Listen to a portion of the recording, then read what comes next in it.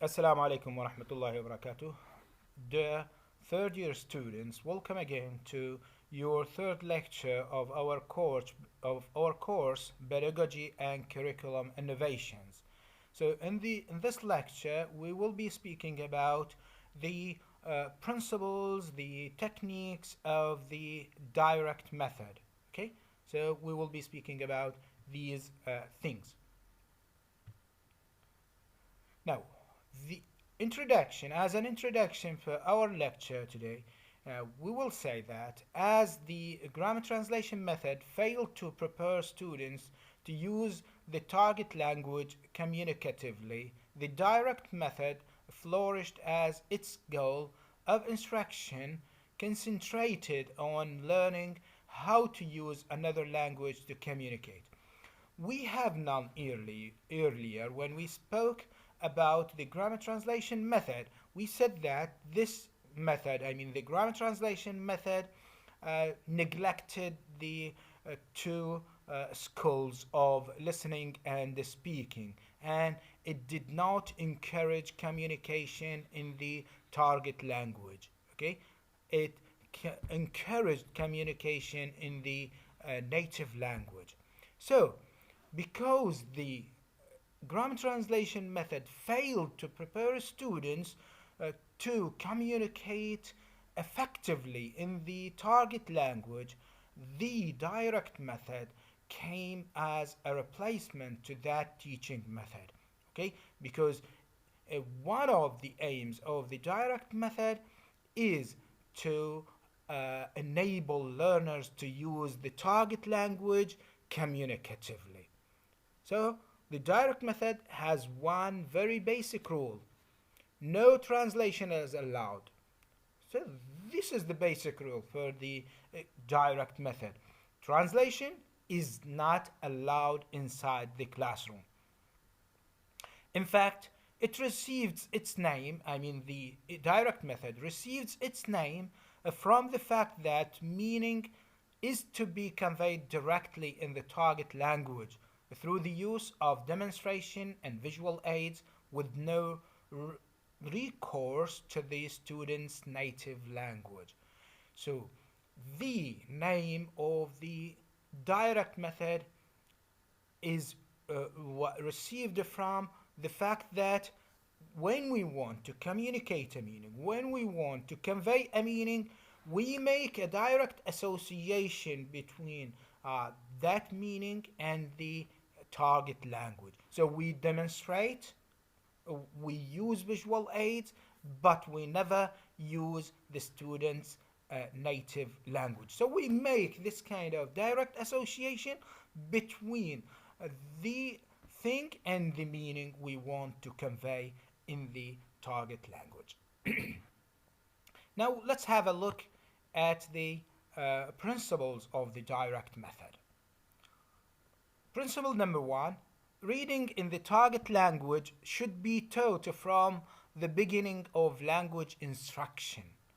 However, the reading skill will be developed through practice with speaking.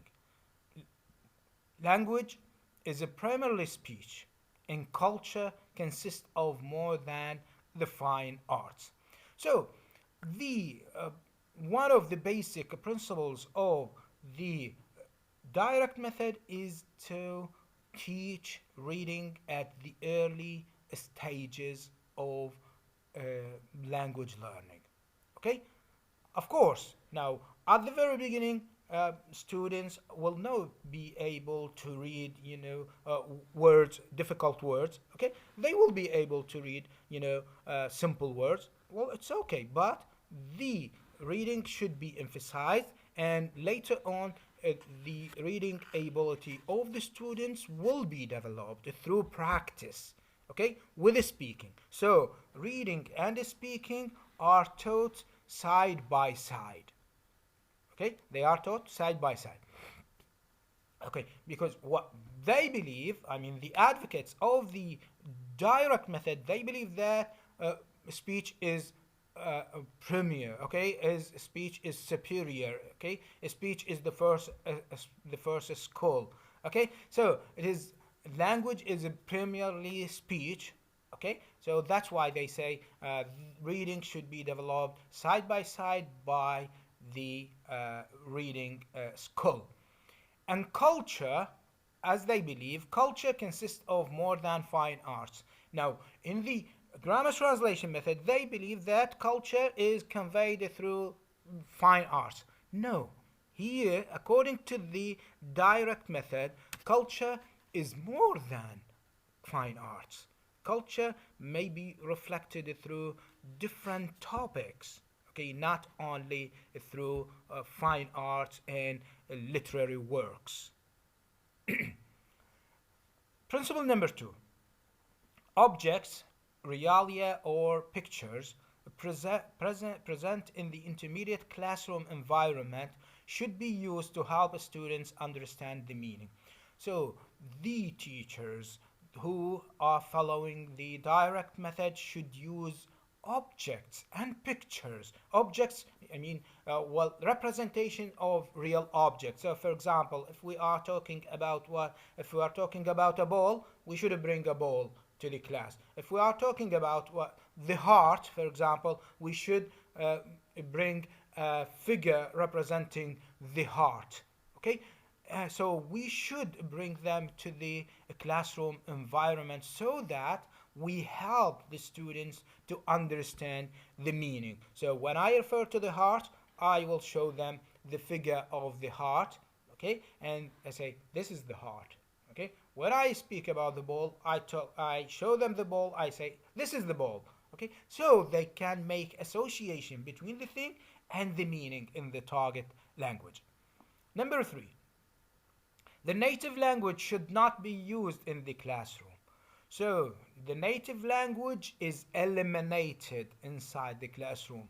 It should never be used inside the classroom. Number 4: the teacher should demonstrate, not explain or translate. It is desirable that students make a direct association between the target language, form, and meaning. So, the teacher is not allowed to explain or translate. The teacher, if he wants to have his students understand certain meaning, he should demonstrate, he should act. Okay, he should act so that the student can make a direct association between the target language, form, and meaning. 5. Students should learn to think in the target language as soon as possible. Vocabulary is acquired more naturally if students use it in full sentences rather than memorizing word lists. So we should teach our students to think in the target language. So they should neglect their native language and they should internalize things. They should think about things in the target language. Okay. And vocabulary is acquired more naturally if students use it in full sentences. So instead of giving the students lists of vocabularies to memorize, no, we tell them to know the meanings of words through sentences. Okay, use them in full sentences. When they use the words in full sentences, they will understand their meanings as well as they will get benefit of using them in sentences. Principle number 6: the purpose of language learning is communication. So therefore, students need to learn how to ask questions as well as answer them. So we should teach our students that the purpose of learning the target language is to communicate in the target language. To communicate actively in the target language, actively and effectively. So we should teach them how to ask questions and how to answer these questions. So they should be taught and they should learn how to ask and answer questions. Principle number 7: pronunciation should be worked on right from the beginning of language instruction. So we should work on the pronunciation of words right away from the beginning, and we urge our students to know the correct pronunciation of words. Number 8, self-correction facilitates language learning. So we should also enable our students to correct themselves. Okay, so we do not give them the correction, but we what leads them to correct themselves. Lessons should contain some conversational activity, some opportunity for students to use language in real context. Students should be encouraged to speak as much as possible. So the lesson period should include some conversational activity, a dialogue, okay, so that the students will be engaged in conversing each others in real context, okay, so that they will be encouraged to speak as much as possible. So we should encourage our students to communicate in the target language as much as possible. That's why the lessons should contain conversational activities. Number 10, grammar should be taught inductively. There may never be an explicit grammar rule given. So these students should be taught grammar inductively, which means that we will never give them rules, but we give them examples and they have to discover the rules themselves and they use them themselves. So we don't give them explicit grammar rules, but we lead them to discover these rules through examples. 11. Writing is an important skill to be developed from the beginning of language instruction. So again, writing is also encouraged and because it is an important skill and it needs to be developed from the beginning of language instruction. Principle 12. The syllabus is based on situations, topics, and not usually on linguistic structures. So the structure of the syllabus, the content of the syllabus is based on situations or topics.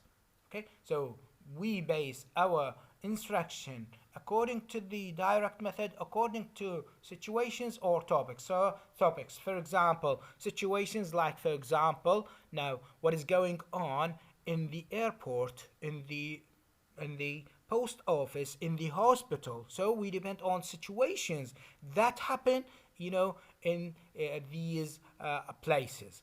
Or topics, so we present topics about biology, about environment, about economics, okay?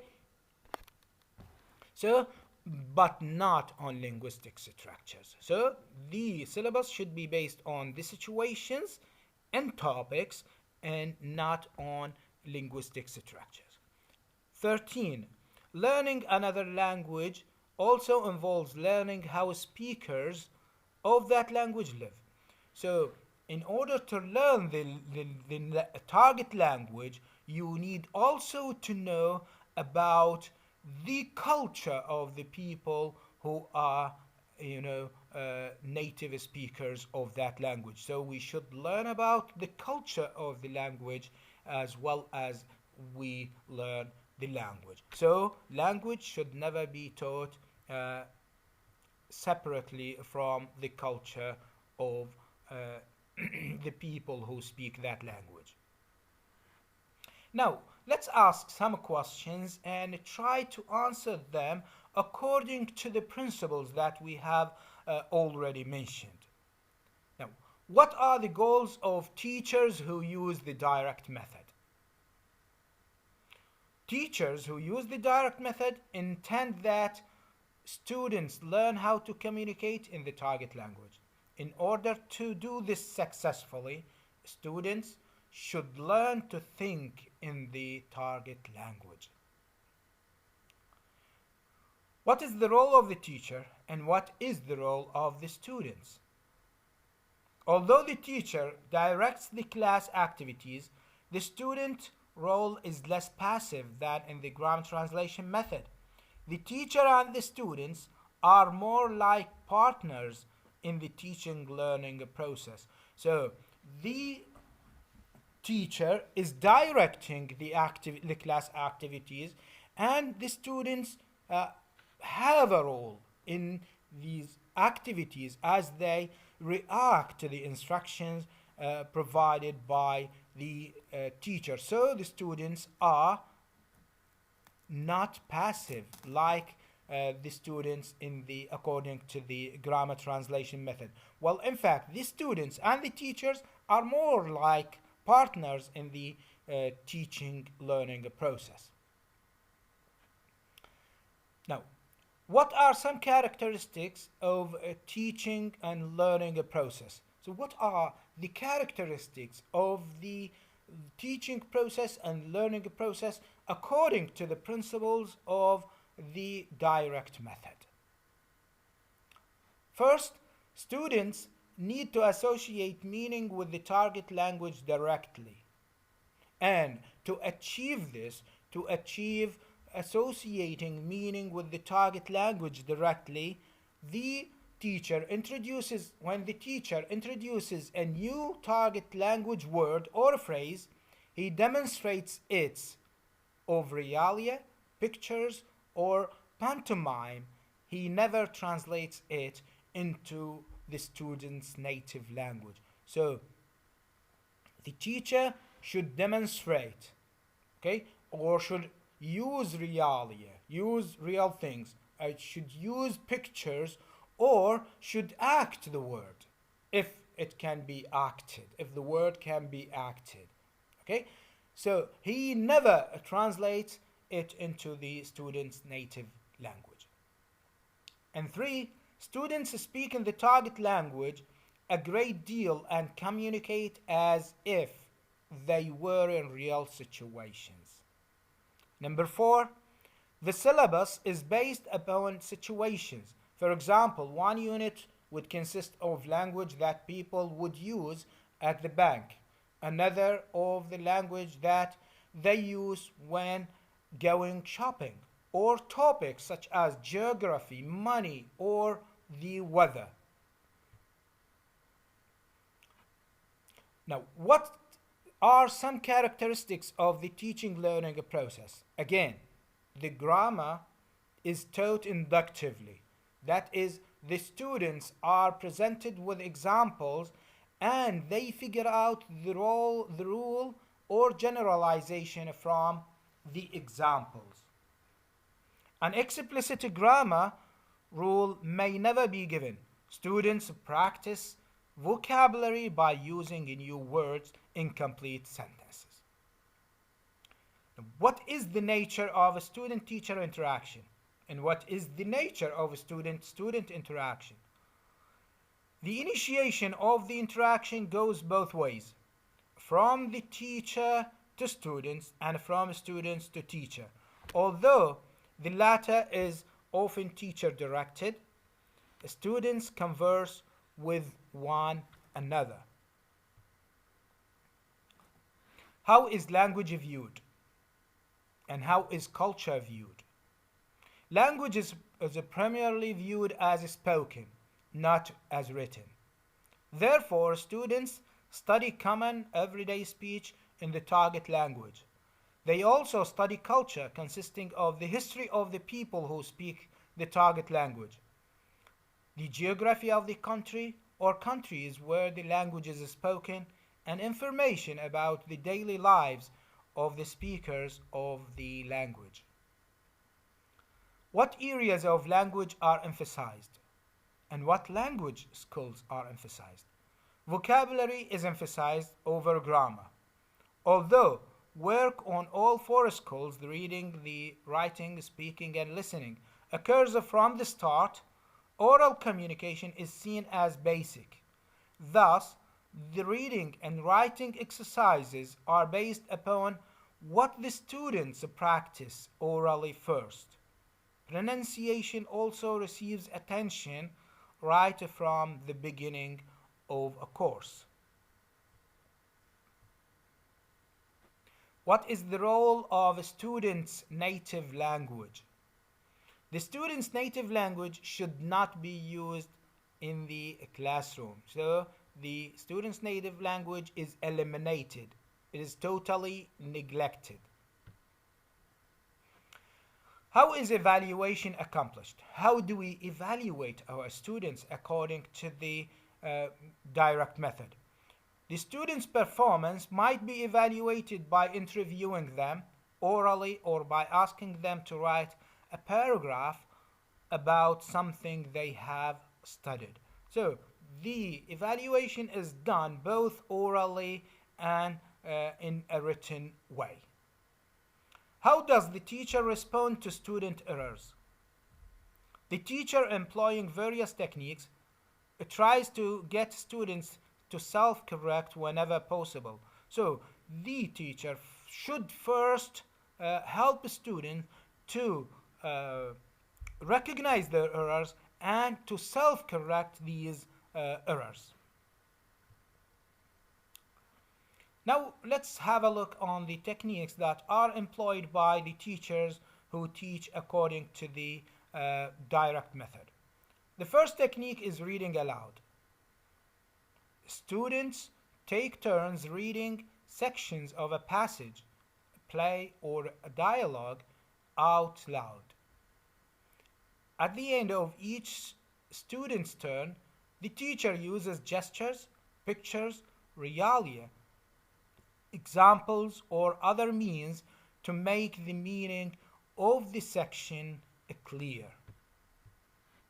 The second technique is the technique of questions and answers. This exercise is conducted only in the target language. Students are asked questions and answer in full sentences so that they practice new words and grammatical structures. They have the opportunity to ask questions as well as answer them.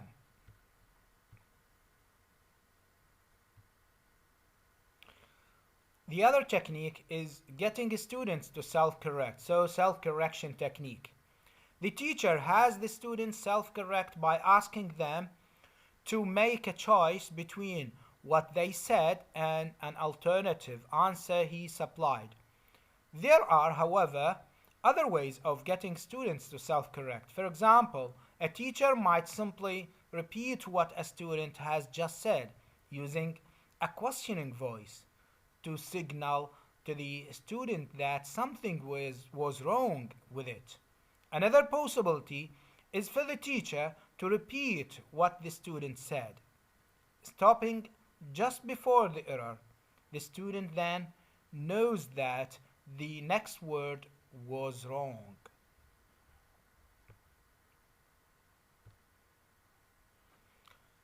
Conversation practice.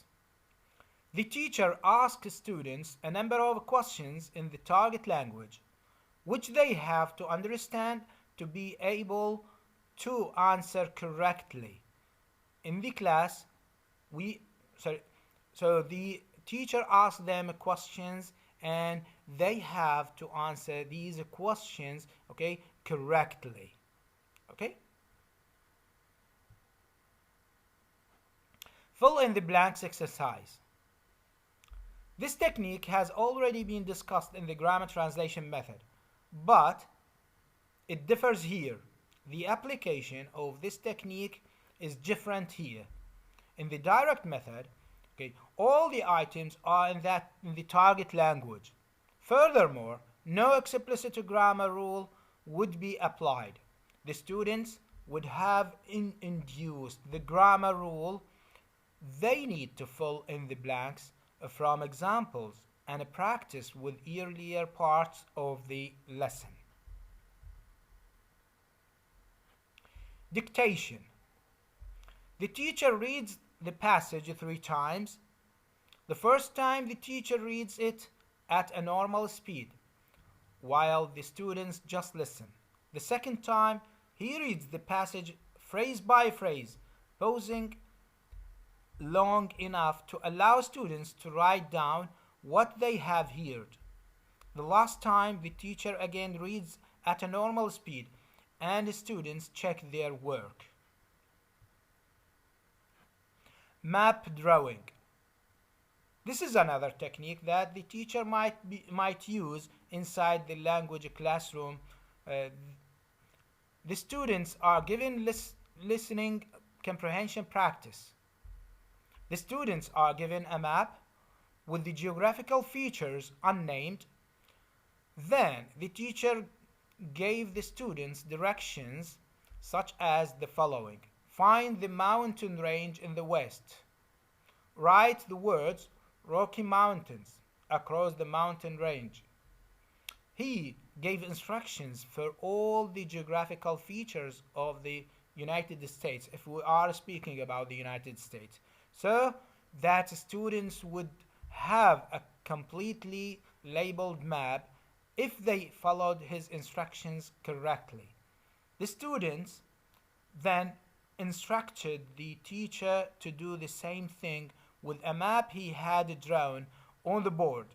Each student could have a turn giving the teacher instructions for finding and labeling one geographical feature. Paragraph writing. The teacher asks the students to write a paragraph in their own words on the major geographical features of the country they are exploring its geography. They could have done this from memory, or they could have used the reading passage in the lesson as a model. Now let's talk about the good points, the pros of, or the merits, the advantages of the direct method. First, the focus is on oral practice. Therefore, the pronunciation improves. So since it emphasizes oral practice, the pronunciation of students improves. 2. In teaching vocabulary, such as words, idioms, this method is good. So this method is very good in terms if we intend to teach vocabularies and phrases, idioms, proverbs. This method is very good since it emphasizes the use of vocabularies in full sentences. Number 3, as there is direct relation between thought and expression, it helps the learners in having good fluency. Using direct method, a teacher helps students having good command over English. Okay, because the students are instructed on how to make associations between things and words, they would develop a good command over English.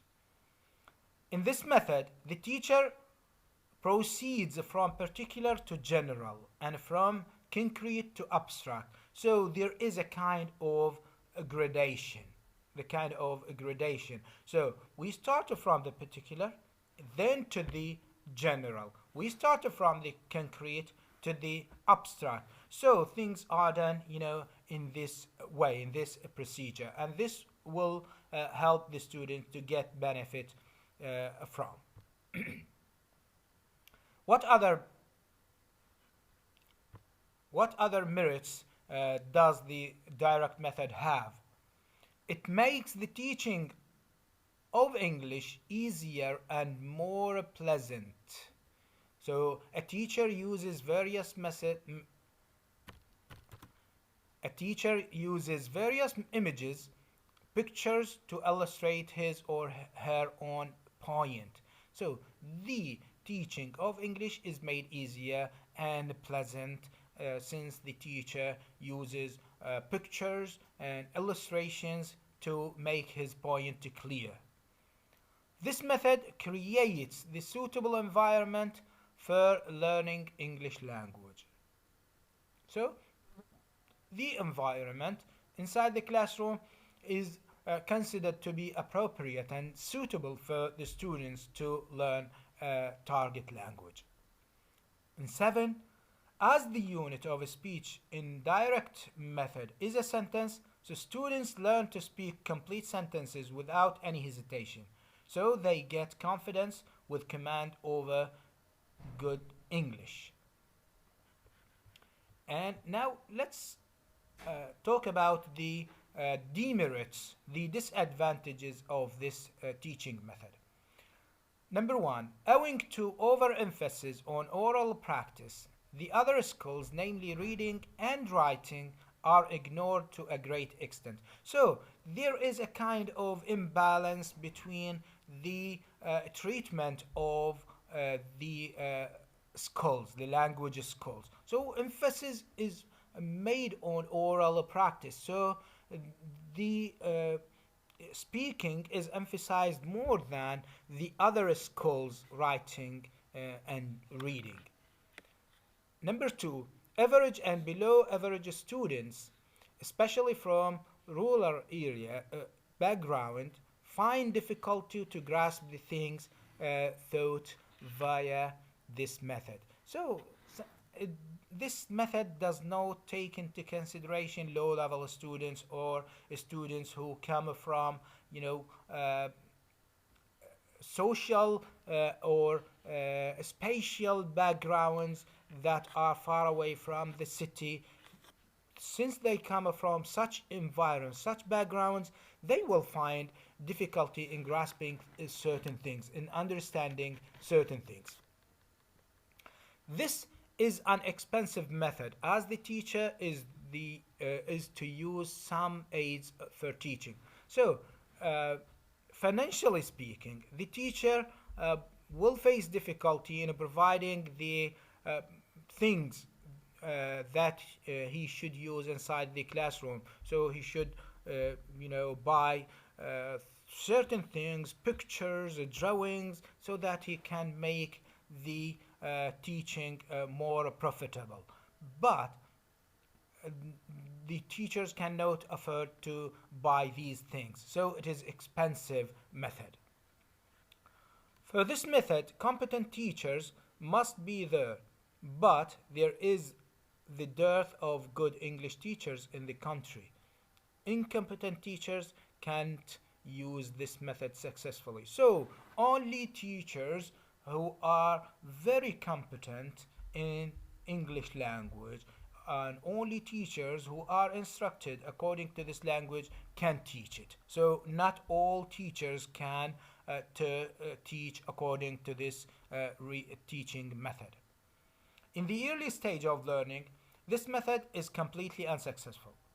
So, we can never use this method in the early stages of learning, since it depends, it emphasizes the use of the speaking skill and reading skill right away from the beginning. And since we have new learners, okay, we can never have them read or speak in the target language right away from the early stages of learning. The background at home must also be foreign language friendly to this method. These students whose parents can speak English will get more benefit from this method. So, only students whose whose family background, uh, you know, benefit from the use of English, or whose parents can speak English, those are the only students who can get more from this teaching method. Other students will never be able to go along with this teaching method. That's all for today. Thank you for joining me, and I wish you the best of luck.